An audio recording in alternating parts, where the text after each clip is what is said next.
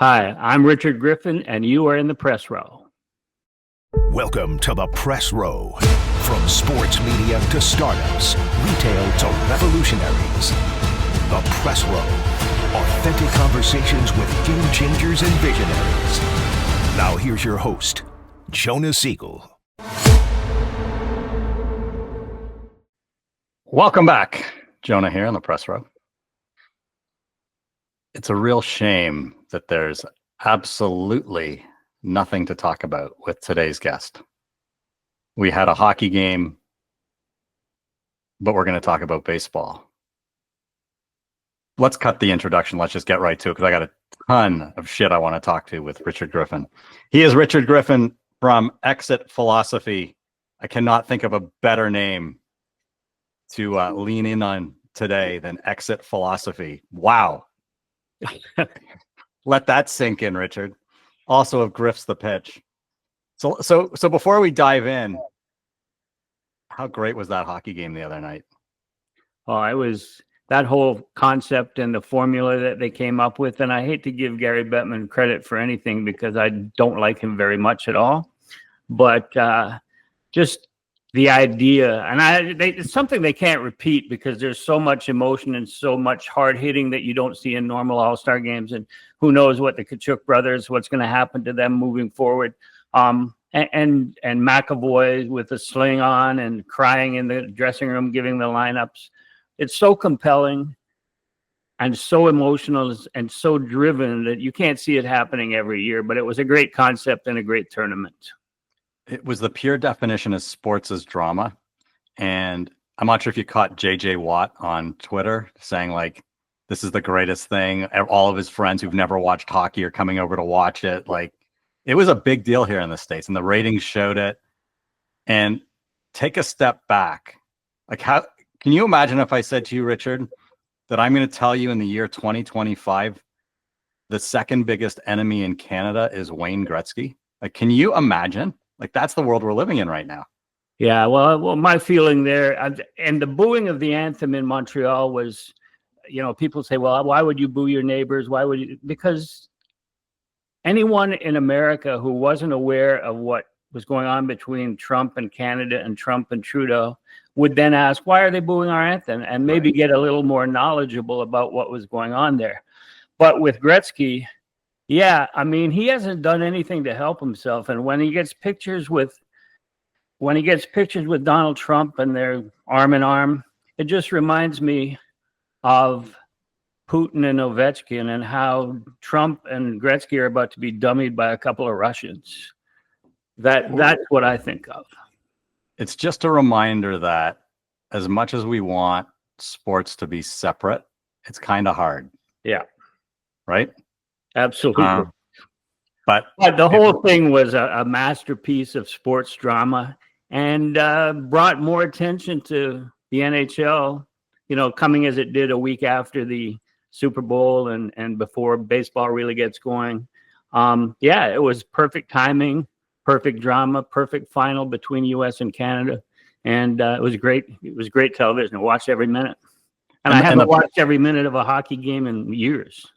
And the best part was there was this lull before the final for the Blue Jays and Vlad to fill the void and create this news story where absolutely nothing else was going on for us to just completely marinate on this tiny little unimportant story that is bigger than life. Yeah, that platform, absent of any other sports stories other than the NHL Four Nations, was the worst thing that could have happened to the Blue Jays front office. Because they didn't plan that. Vlad planned it, and it was the attention of an entire country, and all the national media in the U.S. was focused on this one moment outside the Blue Jays clubhouse with Vlad saying, no, they weren't close. And Ross Atkins saying, well, it depends on your definition of close. And Mark Shapiro reiterating that he doesn't think Vlad is a generational player, basically.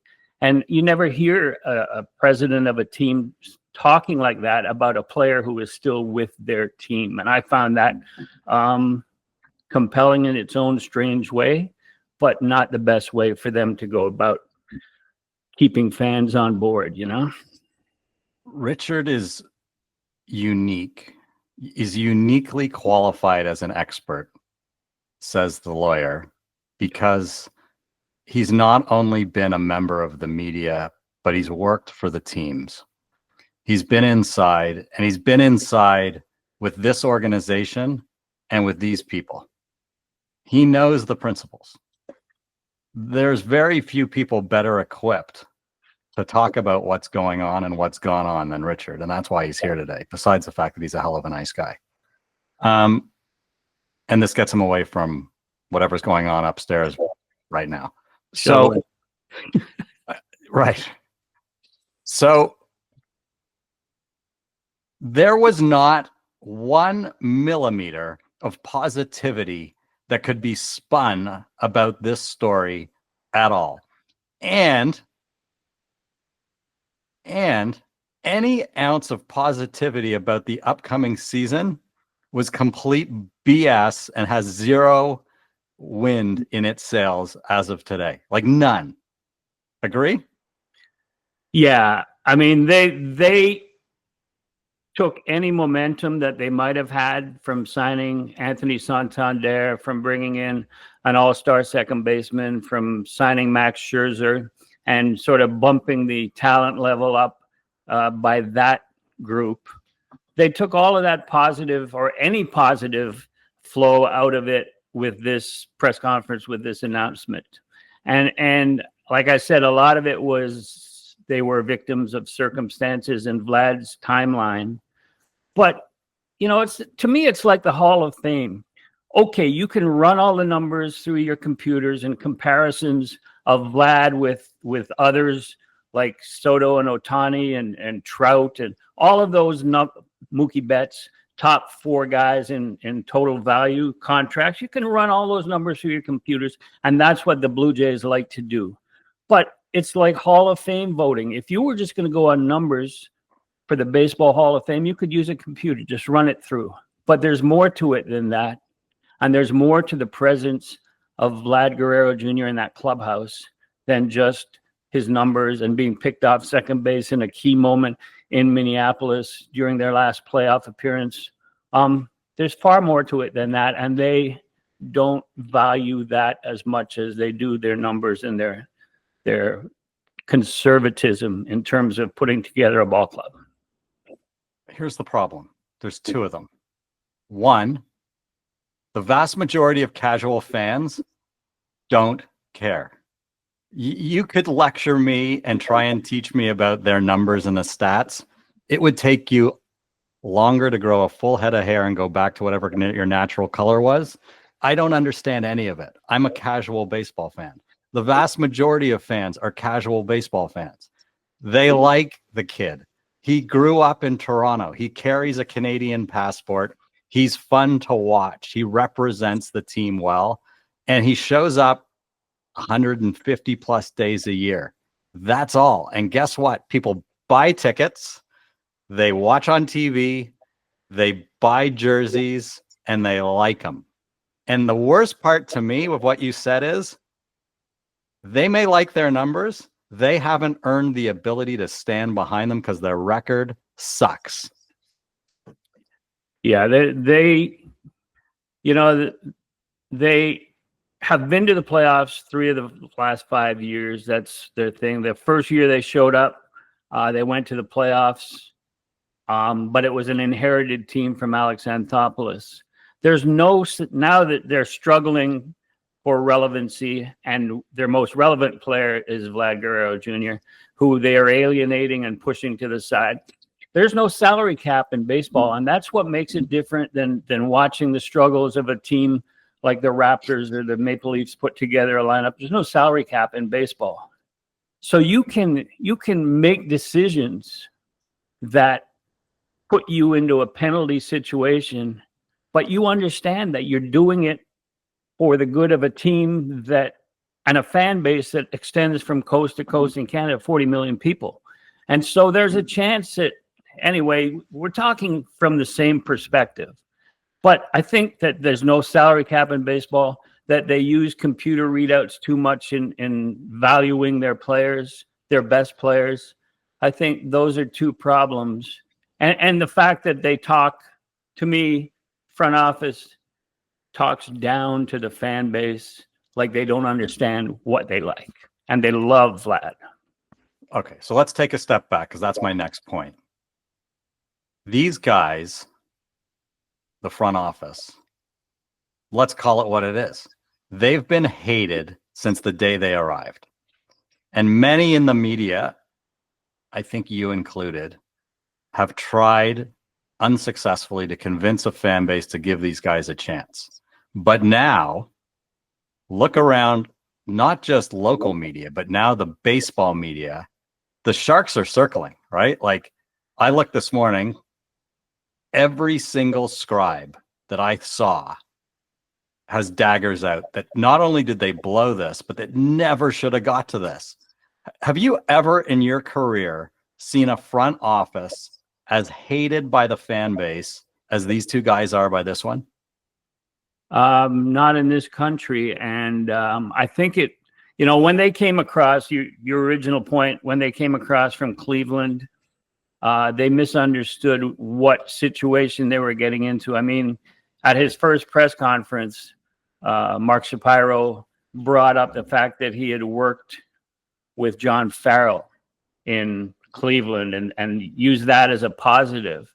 When John Farrell, if he had done a little research on it, John Farrell was the most reviled Napoleon. It's Napoleon in the recent history of that franchise.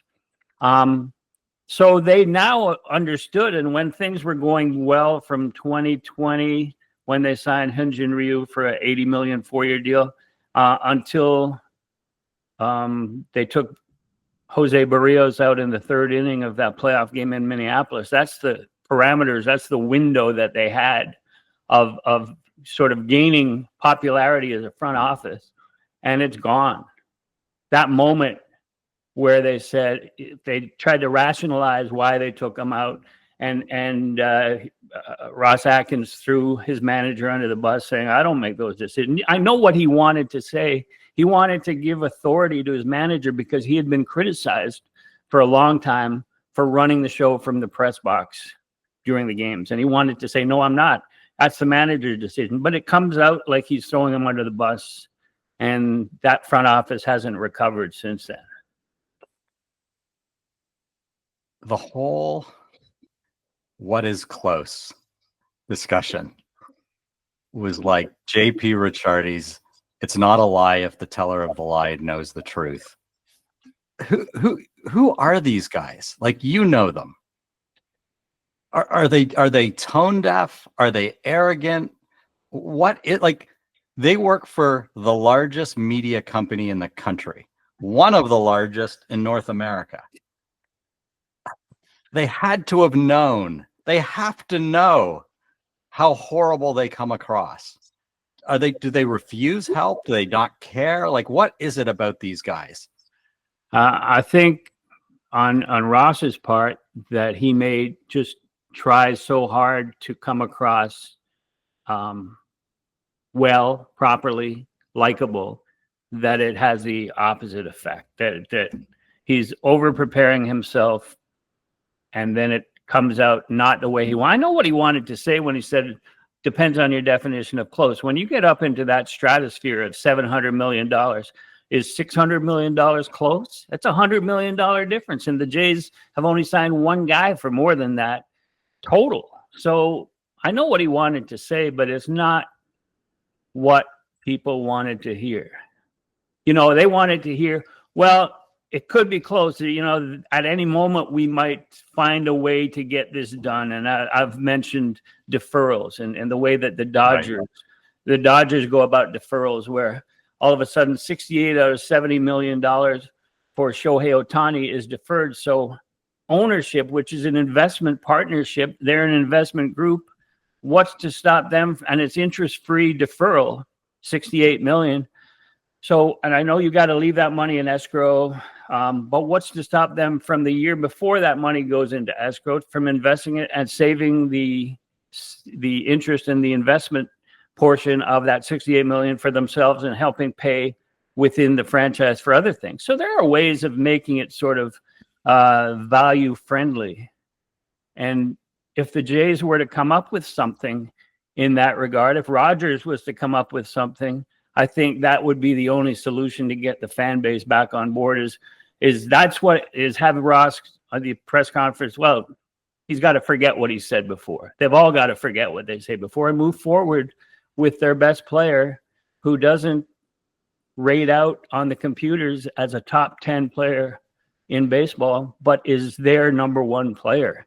And in a fan base that's 40 million strong, that's important, being your number one player. And if you're going to have a top 10 payroll in baseball, you need a top 10 player in terms of individual pay salary. So, and that would be Vlad.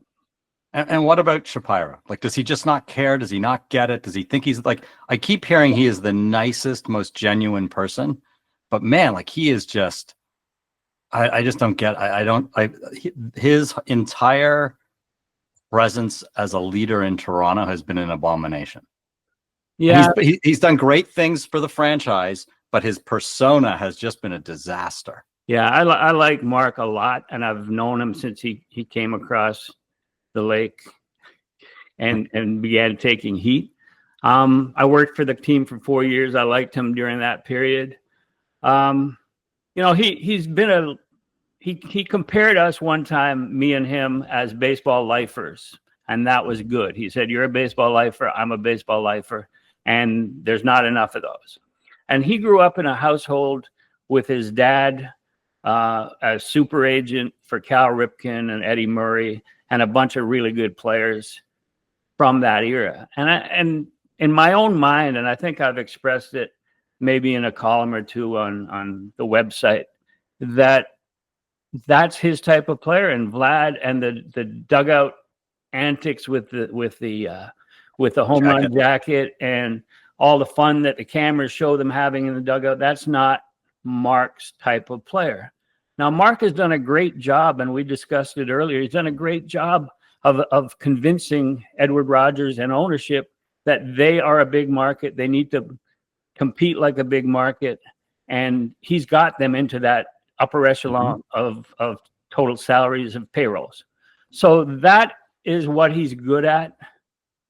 But I don't know what, like, he's a good man, a good executive, but he hasn't handled this well, and I don't know what else to say. Okay, and what about Mr. Rogers himself? Not the guy on TV who's no longer with us. He's never really around. So, like, in 4 years, I never met him once when I was working in PR with the Jays. So the main connection he has with the team is through Mark. I'm sure he's been to games, but he's not a public figure. He's not like a Steve Cohen, who feels when push comes to shove that he needs to step up and he needs to be the guy to get Pete Alonso to agree to a short-term deal, when it was Steve Cohen himself who didn't allow them to sign him to that multi-year contract for which he was looking. So he's not that guy, but I believe in this situation, he needs to be that guy. He needs to be more like Steve Cohen in this moment in time with his franchise, because his business is more than just baseball. And we're not sure what the ripple effect is going to be with Rogers Communications, but it can't be good given the vitriol that we're hearing from ticket holders and potential ticket holders and people who aren't buying tickets and fans of the players. What doesn't make sense to me is the number I keep hearing is 550. That Vlad wanted 550. Whatever that number is, there's only one way the number comes down, and that's as if he has a god-awful season or he gets hurt. Because there's drunken sailors on other teams who are going to give him at least that number, if not more, at the end of the year.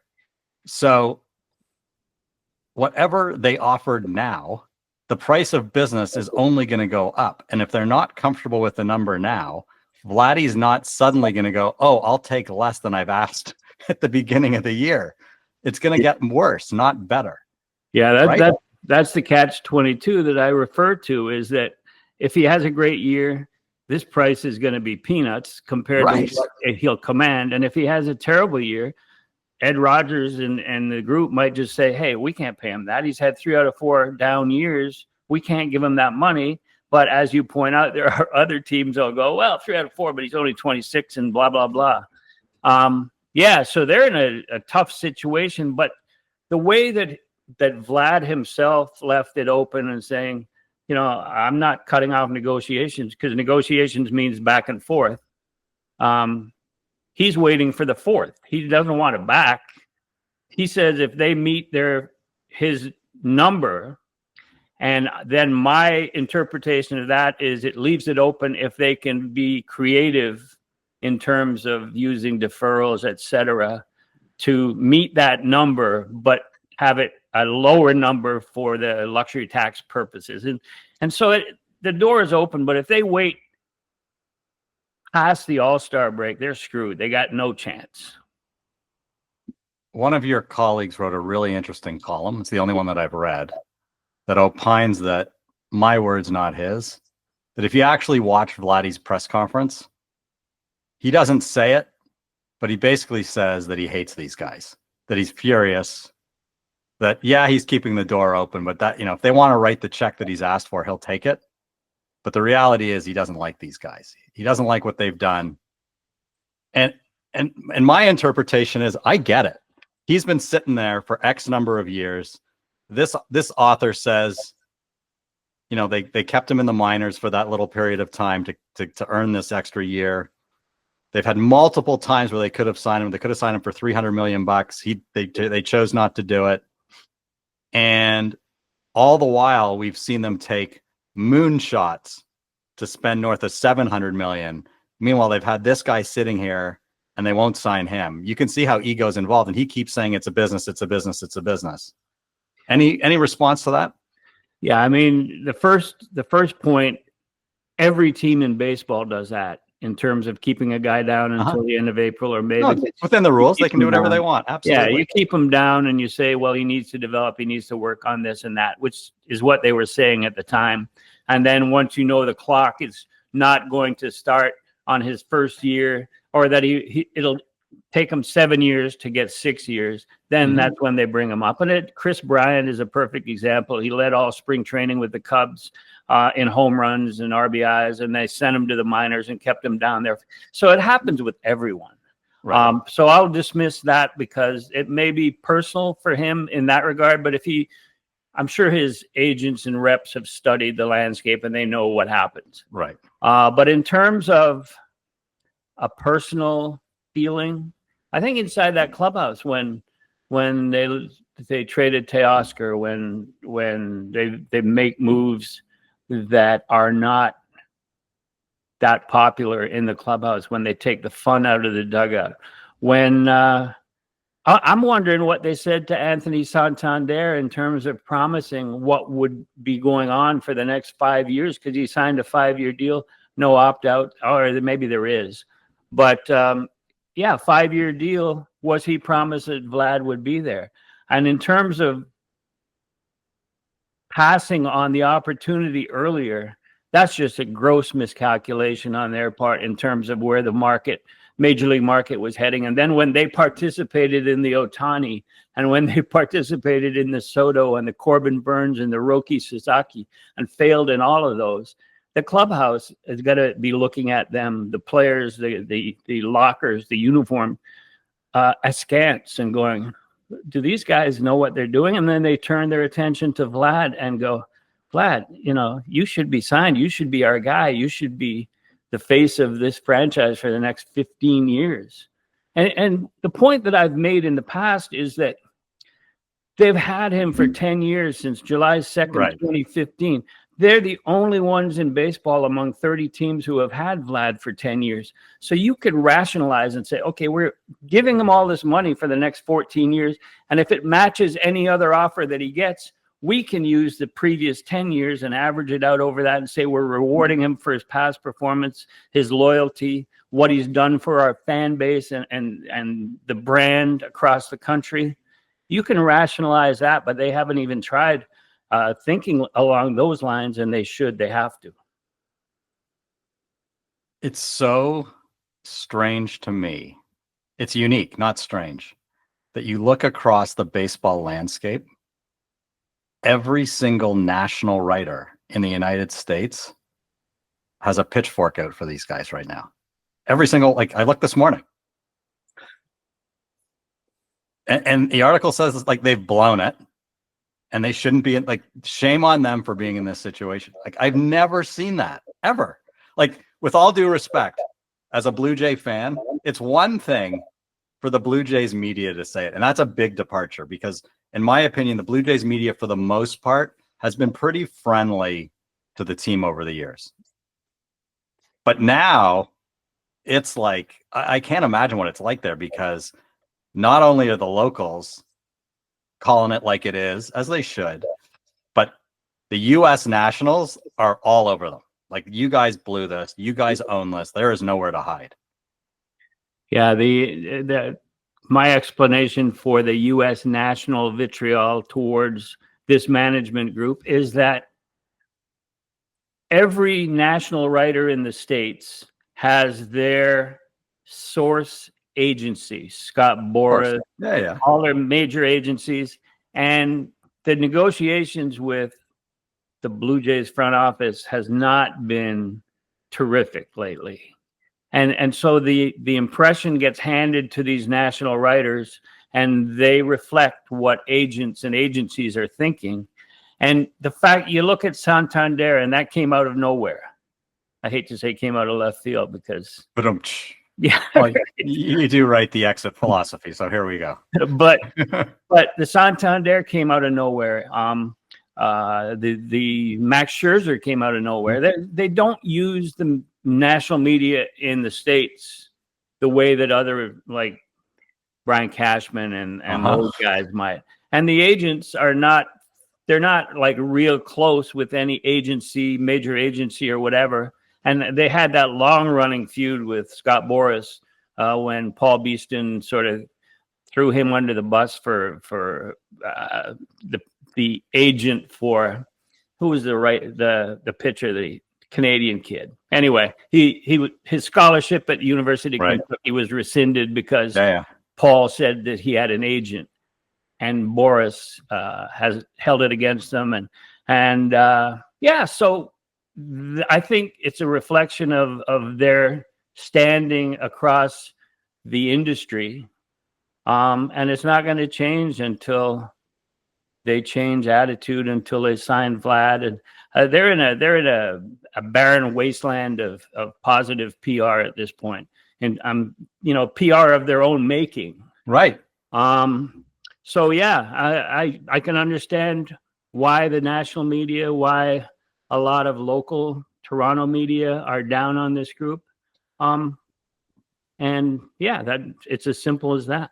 I mean, I get that it's expensive and I get that these are trying times, but my understanding is, with the exception of Keegan Matheson, the only media at spring training right now work for Rogers. We've often thought about that, even at home games, the Rogers presence in the post game, in the pre-game, in the manager's office. And you get double, triple, quadruple teamed in terms of consecutive questions. And Keegan's in MLB.com. Right. On his social media, you see what he really thinks. And the rest of the time he's got he's probably as fair and balanced as any reporter out there.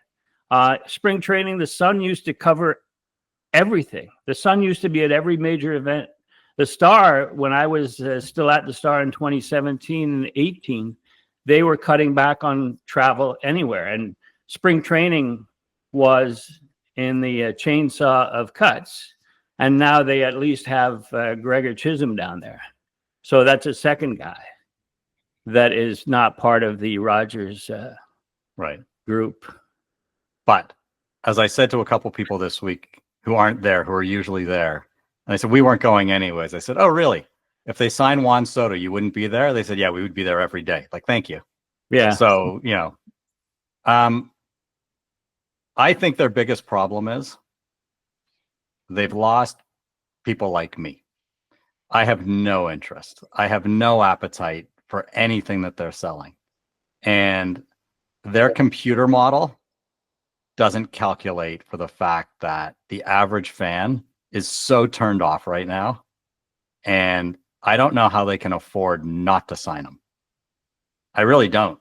And the worst part is, I actually think they should trade them, because that's how I think they get themselves out of this mess, is at least they can come back to a fan base and say, we've restocked the shelves. We have something to hang our hat on, because we actually don't believe he's this generational player. Because right now they've painted themselves into this corner.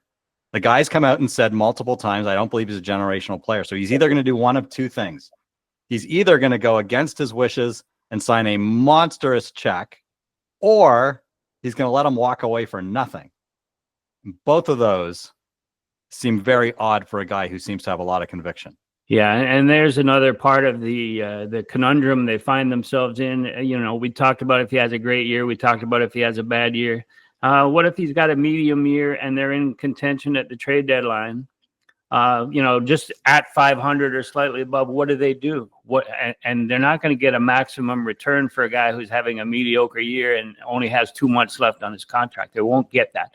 But I've sort of been sliding towards your stance that you just pointed out of trade him now, because I remember how unpopular with the Expos the Gary Carter trade to the Mets was, and they got three position players and a starting pitcher who all became starters for that new rebuild, which was a quicker rebuild because they were all major league ready players. But they didn't win after that. They were still an 81 team for like 3 straight seasons after the Gary Carter trade, and the Mets went on and won the World Series in 1986 with Carter behind the plate. So there was a lot of fan negative reaction and people saying, I'm never coming back. But you might have to put up with that other than lose him for nothing at the end of the year. I would argue that they traded Roy Halladay, arguably one of the most popular Jays ever. The fans forgave them. They've made trades before. This, to me, just, if this guy walks for nothing, and let's be honest, Richard, like, the odds right now of him re-signing at the end of this year, in my opinion, are slim and none. Yeah, well, and I'll tell you why. There are teams out there that will write a bigger check than they're prepared to write today, and I can't see them going more than they're willing than what he's asking for today. It just doesn't add up. The Roy Halladay situation, he was asking for the trade. And he's only 30. Yeah, but 34 starts, 34 games, they would have had a chance to see him. And this guy had 160. I'm just talking about, remember, fan is short for fanatic. And I don't care. I'm not sure that they really that quickly forgave the Blue Jays from 2010 to 2015. 2013 was when they Alex Anthopoulos took a run at it, and they became Las Vegas betting favorites before the season even started. And that was a winning. disaster. I'm just saying, winning cures all. That's all. Yeah. Well, my point is, I think it's highly improbable that they re-sign him now, based on some other team. Like if they put a call out today and they say, we're willing to submit an offer for Vladdy, they'll get an offer from a lot of teams, not all, but a lot, because they have the money right now, right?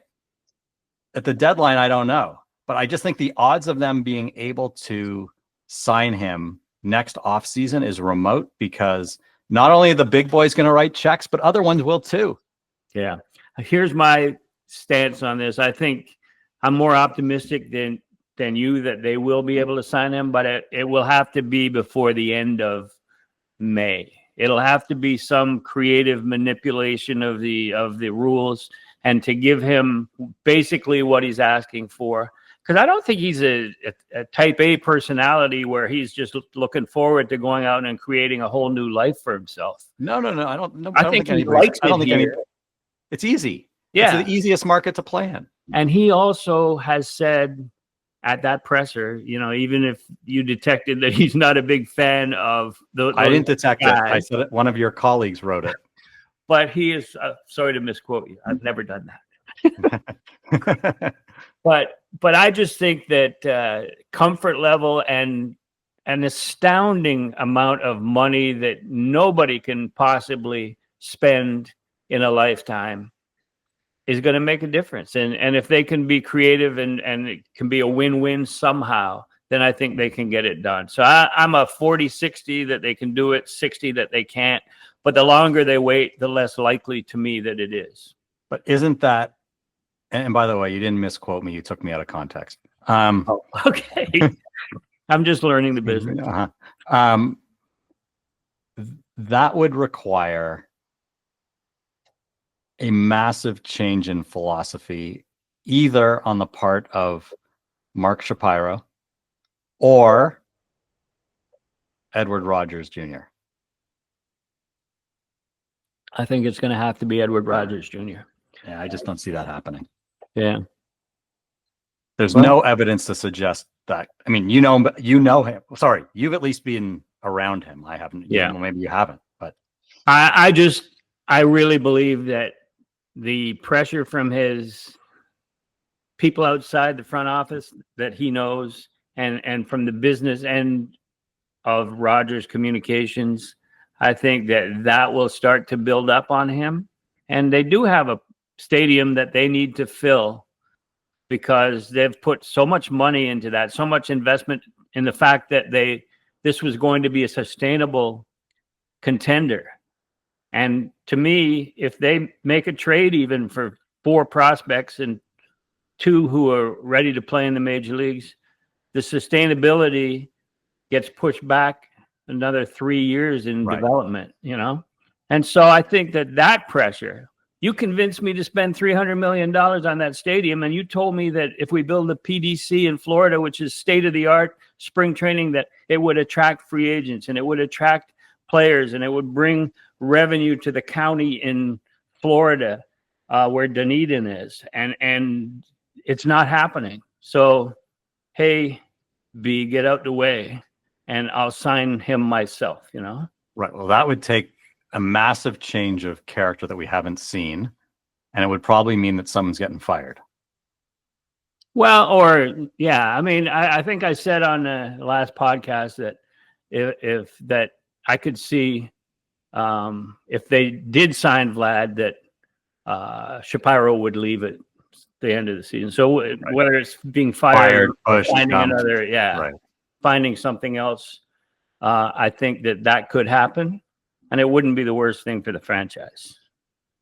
Last question, not Blue Jay related, maybe unfair, but you saw that ESPN and Major League Baseball have terminated their agreement at the end of this year. Maybe you didn't see that. I did see that. That is massive. Rob Manfred talking about throwing something under the bus, said, that ESPN's done a really shitty job covering baseball outside of games. What are your thoughts on this?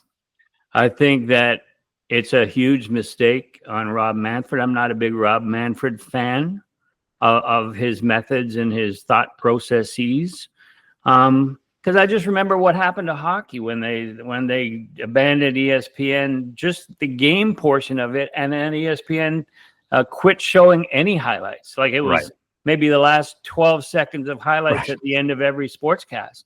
And that is not even part of the dollar figure of the contract that they had, but it is part of we got, as a network, we have to keep the interest up because this is our product. And it's not even a reaction of negative sort of feeling towards Major League Baseball. It's just the reality of that's not our product anymore. So screw it, And I think it's a terrible mistake. I know that he wants to, you get your streaming games, which I can't watch because you can't turn back and forth. Right. It's tough. It's tough. But that seems to be what he feels is the future. I don't know what it has to do with the failing local TV markets that have happened with Bally and all those. We'll see. But I just think on the surface, it looks like it's going to fail, whatever they're doing, because they don't understand the spinoff of ESPN and what it brings to people across the country. He is regularly hosting his own podcast called Exit. How timely. Philosophy. He has his own blog. He is a generation man. He is a man of technology at griffsthepitch.com. You can also hear him on Overdrive regularly. I'm not sure if you do other radio shows, but I hear you on that regularly.